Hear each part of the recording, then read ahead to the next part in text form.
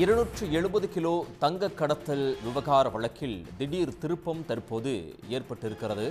விமான நிலைய அதிகாரிகள் இதில் இருக்கிறதா என்ற கோணத்தில் தற்போது நடைபெறுகிறது.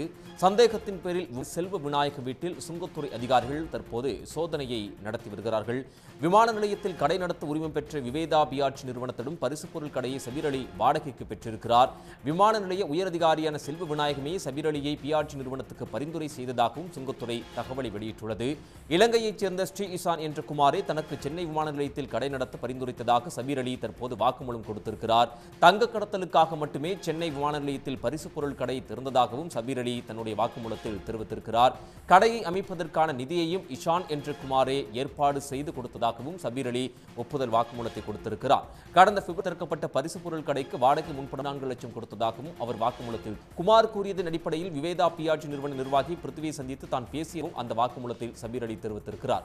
சென்னையில் சர்வதேச விமானங்கள் செல்லும் பகுதியில் பரிசு பொருள் கடை திறக்க பாஜக பிரமுகர் பிருத்திவி உதவியதாகவும் சபீர் அலி தன்னுடைய கடை அனுமதி தொடர்பாக விமான நிலைய ஆணை அதிகாரி தொடர்பு கொண்டு பிருத்திவி பேசியதாகவும் அந்த வாக்குமூலத்தில் அவர் தெரிவித்திருக்கிறார். கூடுதல் விவரங்களை வழங்குவதற்காக செய்தியாளர் ஜெய்சங்கர் இணைகிறார். ஜெய்சங்கர், விவரங்கள்.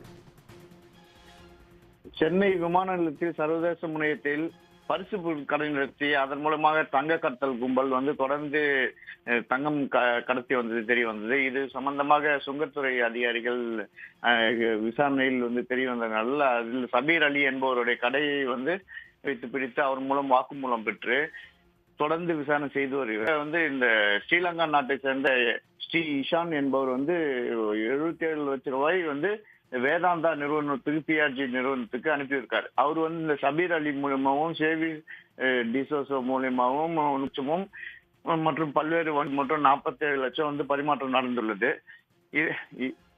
இந்த இலங்கை சேர்ந்த இந்த தங்க கடத்தல் கும்பல் இந்த வேதாந்தா நிறுவனத்தை அனுப்பியதை வச்சு அந்த நிறுவனம் அந்த நிறுவனத்துடைய அதிகாரி பிருத்திவி அவர் அவரோட வர்த்தக பிரிவு அதிகாரி தொடர்பு சொல்லியிருக்காரு. அதனடுத்து அங்க தொடர்பு கொண்ட நிலையில் அங்க பரிசு பொருள் கடை நிலைய அதிகாரிகளோட அழுத்தம் கொடுத்து அவருக்கு பெற்று தந்துள்ளது.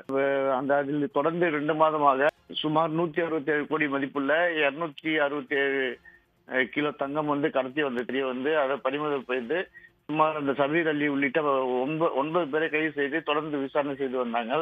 அந்த நிலையில் தான் இப்போது அந்த வழக்கு சம்பந்தமாக இந்த விமான நிலையத்து அதிகாரியான செல்வ விநாயகம் வீட்டில் காஞ்சிபுரத்தில் சோதனை செய்தனர். அதனை அடுத்து அதிகாரிகள் இந்த கடையை வழங்குவதற்கு அழுத்தம் கொடுத்ததாக கூறி பாஜக பிரமுகர் பிருத்திவி மற்றும் அவர் நிறுவனத்தின் மற்றொரு வீட்டிலும் சோதனை நடத்தி உள்ளார்கள். இது சம்பந்தமாக சுங்கத்துறையின் தொடர்ந்து விசாரணையில் சிக்கியிருப்பது பாஜக பிரமுகர் உள்ளிட்ட விமான நிலைய அதிகாரிகள் சிக்கியிருப்பது பெரும் பரபரப்பை ஏற்படுத்தியுள்ளது. மேலும் இது முழுக்க இந்த பரிசு பொருள் கடை தங்கம் கடத்தலுக்காக பயன்படுத்தப்பட்டுள்ளது. அங்கிருந்து இந்த டிரான்சிட் பயணிகள் வரும்போது அந்த பரிசு கடை அருகே உள்ள கழிவறையில் தங்கத்தை விட்டு செல்வதும் இதன் மூலம் அங்கு பணியாற்றுபவர்கள் அந்த தங்கத்தை தங்க பேஸ்ட் எனப்படும் வகையில் அதை தங்கள் மலக்குடல் வழியாக கடத்தி வெளியே வருவதும் இந்த சுங்கத்துறை அதிகாரிகள் விசாரணையில் தெரிய வந்தது. இதனால் சுங்கத்துறை அதிகாரிகள் தொடர்ந்து விசாரணையில் இந்த பாஜக பிரமுகர் உள்பட விமான நிலைய உயர் அதிகாரிகள் உள்பட பலர் சிக்கியிருப்பது பெரும் பரவியுள்ளது. ஜெய்சங்கர், தகவல்களுக்கு நன்றி. உடனுக்குடன் செய்திகளை தெரிந்து கொள்ள சன் நியூஸ் பெல் ஐகானை கிளிக் பண்ணுங்க.